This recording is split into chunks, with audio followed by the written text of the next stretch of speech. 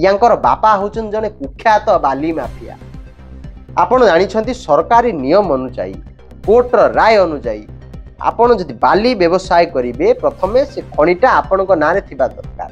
तापरे आपण सेठी मनरेगा ढंगरे बाली खनन करिवे। किंतु पवित्र भूतियांकर बापा सीधा सड़क आज्ञा मेसीन लगाई बाली ताड़ी बिकुछंती। केडे आश्चर्य कथा। सरकार नियम को एमाने बेखातिर करिकी जेतबळे बाली काटिकी मेसीन जरिया बिकुछंती कोटी कोटी टंका अर्जन करुथिबे। आउ एपटे पुओ निजे पवित्र भूति आरोप नियागिला पबी कौन अच्छी ना पौर परिषदर नगरपाल सरकारी धन को से एते एपट सेपट करिछि।